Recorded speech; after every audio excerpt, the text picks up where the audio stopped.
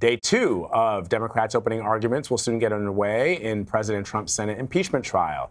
This comes after a marathon session yesterday where House managers spent 9 hours laying out their case for removing President Trump from office. They warned if he remains in power, future presidents will be able to freely seek foreign help with elections. In our next hour, we will talk with Republican strategist Joseph Pinion about that. But first, we have CBSN political contributor and Democratic strategist Lynda Tran. She's joining us from Washington. So, Lynda, how are Democrats responding to the House managers' first day of opening statements? Well, I think Democrats all around the country are probably riveted by the things that we're seeing on Capitol Hill right now. And as we've seen, Adam Schiff and the team of House managers are laying out a very damning fact pattern. They are demonstrating to the American people that there are some serious things that have happened over the course of the last several months that bring into question whether or not this president has significantly abused the powers of his office. They are, of course, doing this, understanding that the next stage will be the White House's defense. And so they want to remind the American public, remind Democrats and Republicans and independents all around the country of the very serious charges that have been levied against this president, have ultimately led to his impeachment on the House side.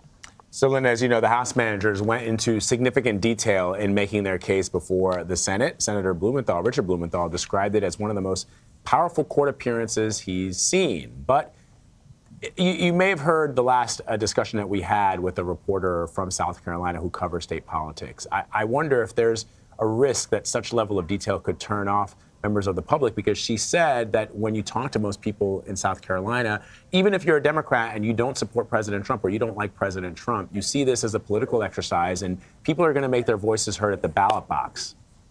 Yeah, I mean, I think this is a question, Vlad, about separating the politics from the constitutional responsibility of it all. Certainly, voters around the country are always, this cycle and every cycle before it, going to be much more focused on kitchen table issues and the things that affect their daily lives, much more so than what the machinations are that are happening on Capitol Hill. That said, I think Adam Schiff and the team have done an extraordinary job in the last several months leading up until now. While they lay out the details of the allegations against the president, they also do a great job of summarizing ultimately the values-based constitutional question at hand here, which is it all right for any president of any party to try to use the power of that office to benefit themselves politically? So I think that is very different than what may be happening on the campaign trail. I do think, though, also in my own travels around the country and talking to voters, they are paying attention. And if their only takeaway is that there is potentially serious corruption from this particular Trump White House, that is a lasting message that I think will be carried with them into the ballot box. I think sort of one of the challenges for Schumer, too, is because we know that there's a good possibility there will be no additional witnesses and no additional documents, this is kind of like his only moment to get any evidence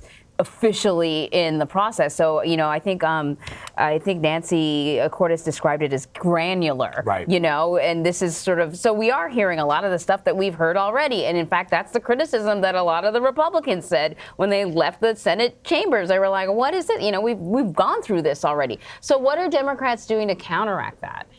Well, I mean, it's a bit of a pump fake for Republicans to say that we're only hearing the same things that we've heard before, because, of course, this White House has dramatically stonewalled the gathering of any additional evidence since the process that played out on the House side of the Hill. And so, you know, we know that there are at least a dozen witnesses that Democrats would like to have come before the Senate, come before the American people that have been either instructed by Donald Trump or discouraged by other means from offering their recollection of the events that happened over the past summer. So, you know, it's a bit disingenuous to say, hey, we're not hearing anything new, because the reason we're not hearing anything new is because Donald Trump has decided we ought not to. And in fact, as we know, John Bolton, who is by all accounts a critical player in all of this, has offered to testify before the Senate if he is subpoenaed to do so.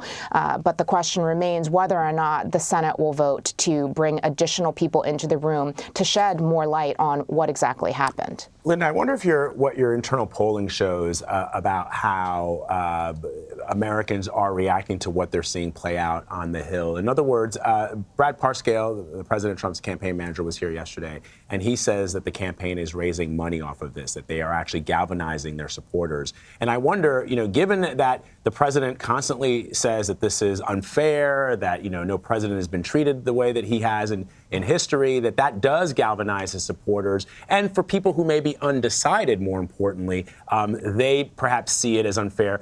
Whether it's true or not, perception can sometimes become reality, especially when we're dealing with politics. And that perception that the president is being attacked, they tried to get him with Russian collusion and Robert Mueller. That didn't work. So now they're trying to impeach him over this phone call with Volodymyr Zelensky, and that's not going to work. And that will galvanize more folks, even those who are on the fence about President Trump, to vote in favor of him or to vote for him in the 2020 election. I wonder what your internal polling shows.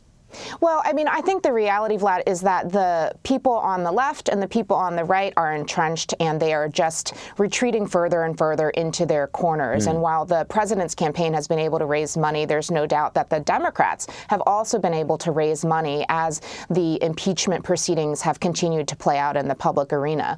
The question is really about independence, and all the polling that we've seen has shown that they are interested in more information, that they think it's probably the right thing to do to have witnesses who have offered to come forward be able to present what they saw, what they heard, what they understood as part of the impeachment proceedings, the impeachment trial happening in the Senate right now. That should be a warning sign for Republicans, especially the vulnerable Republicans, such as Susan Collins, who may end up being a very pivotal player here as we move forward and the Senate makes a decision whether or not to call additional people to testify. So real quick before we go, I know we're running out of time, but does that mean then that, for example, folks like Susan Collins or those Republicans who are on the bubble or in states that are becoming less red, that they do face a risk at the ballot box in 2020?